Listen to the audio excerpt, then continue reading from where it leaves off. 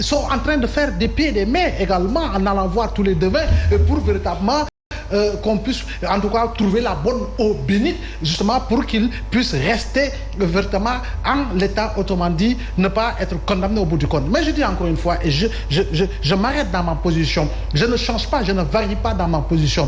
Nous ne sommes pas là pour accuser M. Sonko, nous ne sommes pas là pour disculper également la dame Adji Sarr. Je crois bien qu'il faut aller dans le sens de laisser à la justice sénégalaise faire le travail nécessaire, mais à condition que cette justice également, non sans tenir compte des considérations politico-politiciennes, non sans tenir compte de cette main invisible de l'exécutif dans des dossiers politiques, si l'on revisite l'histoire du Sénégal, pour aller dans le sens de dire le droit, uniquement le droit, et rien que le droit, et de rendre la justice au nom du peuple sénégalais. Mais également, les politiques de pouvoir comme de l'opposition, je ne globalise pas, mais certains ou la majeure partie ne respectent pas les Sénégalais. S'ils respectaient les Sénégalais, ils allaient beaucoup plus insister, au-delà du procès sur Ousmane Sonko Adji Sarr, de la tenue véritablement d'une enquête sérieuse par rapport justement à l'éclatement de la vérité. Parce que 14 enfants, je dis bien, sont tombés entre le 2 et le 8 mars 2021. On n'en parle pas. On n'en parle pas. On ne veut pas que ces familles passent le deuil parce que ce qui intéresse aujourd'hui, c'est de voir véritablement un homme politique humilié, totalement humilié devant tous les Sénégalais, ou une jeune fille qui sera véritablement pointée du doigt comme étant en tout cas une fausse accusatrice. Je crois bien quand même qu'il faut que l'on puisse revenir à l'orthodoxie des positions, à la vérité des positions. Et je crois bien qu'au nom de la foi dont on parle et qui véritablement anime tout individu, qui anime tout croyant, quelle que soit la religion, il faut quand même que l'on puisse nous rappeler et insister sur la nécessité d'aller dans le sens véritablement de pouvoir clarifier les choses par rapport aux 14 personnes qui sont tombées et dont la majorité n'avait pas atteint justement l'âge de la majorité, de la maturité autant pour moi. Donc il faut quand même que l'on puisse insister sur ce dossier, à mon avis, qui est beaucoup plus essentiel. Alors un autre sujet, M. Aou, c'est le 9e Forum mondial de l'eau, ouvert le lundi dernier, qui a pris fin ce vendredi à Dakar. Un coup diplomatique où les populations sénégalaises ont droit d'espérer et d'attendre de ce forum, parce qu'on a vu un peu partout dans le Sénégal des gens qui ont des problèmes d'eau faire des sorties et interpeller ces participants, 8000 participants qui se sont inscrits à ce forum-là.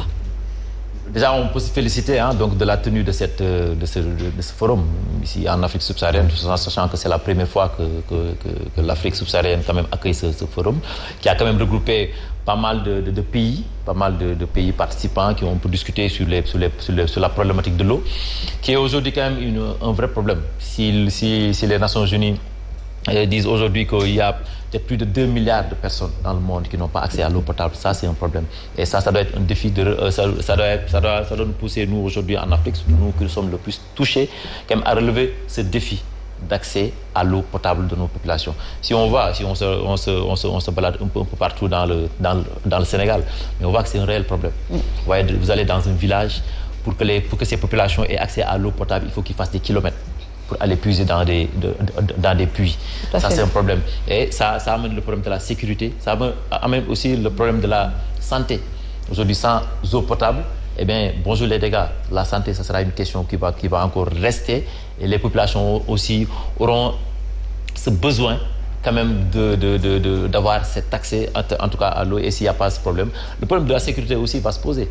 Donc ça aussi, pour moi, c'est un défi, en tout cas pour l'État du Sénégal, de relever ce défi et de permettre quand même au maximum de personnes, en tout cas au Sénégal, d'avoir accès à l'eau. Et à l'eau potable aussi. Récemment, on a vu avec Sen'Eau qu'une eau pas potable qui sort des robinets de chez nous, ça aussi c'est un problème qu'il faille régler définitivement. Aujourd'hui, la population quand même a le droit d'avoir un accès à l'eau potable et je pense que les conclusions qui ont été tirées de ces forums vont être mises en œuvre et que vivement qu'on ait quand même une population au moins à 90 ou 95% ait accès à l'eau potable aujourd'hui au Sénégal. Alors, Mariama Sarr, M. Aou parle des conclusions de ce forum, mais le problème qu'on a avec ce genre de rencontres, énormément de résolutions, mais qui ne sont pas suivies d'effets. C'est un autre forum encore. Je me rappelle, Abdoulaye Mbow, on recevait la dernière fois Mignane. Niane qui nous parlait du 8e forum, des résolutions du 8e forum. Qu'est-ce qu'ils ont fait de ces résolutions? Aujourd'hui encore, il y a eu des résolutions qui sont sorties. Essayer de mobiliser plus de 30 milliards de francs CFA par an pour essayer de solutionner les questions de l'eau en Afrique. Doit-on croiser les bras et attendre que les choses sortent de la terre? Déjà, avant tout, c'est un rayonnement à l'échelle internationale et sur le plan diplomatique aussi, nous avons été très choyés. Et je me dis qu'en attendant que...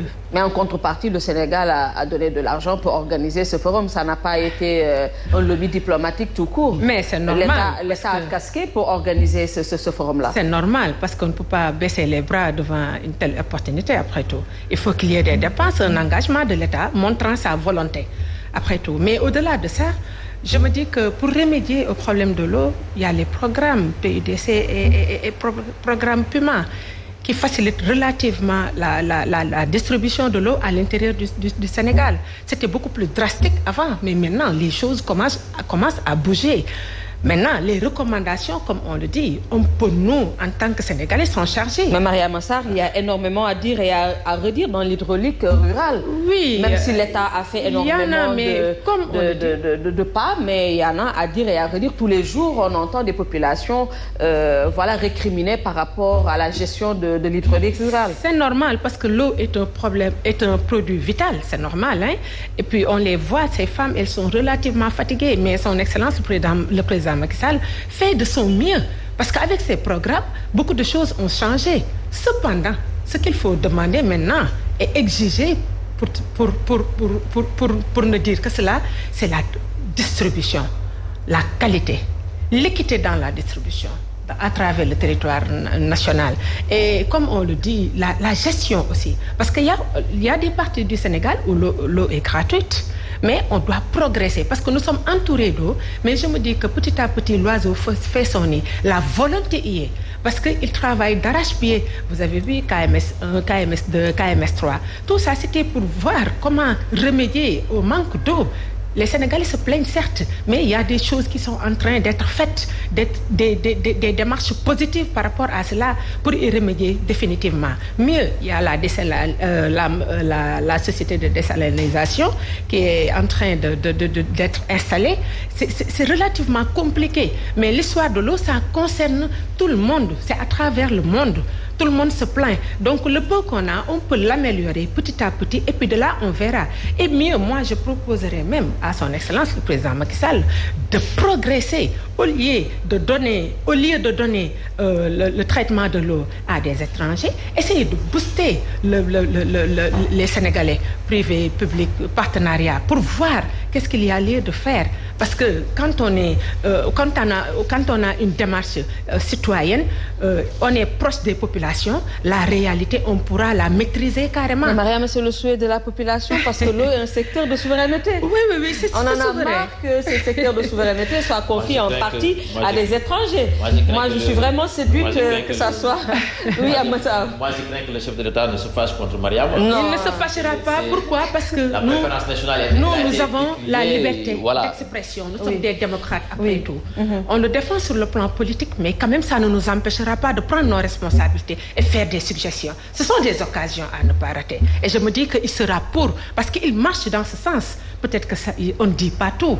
On ne dit pas tout, mais je me dis que ça ira beaucoup mieux. Et je m'attends à ça. Parce que quand je vois chaque matin les femmes qui vont... la corvée de l'eau. Qui marchent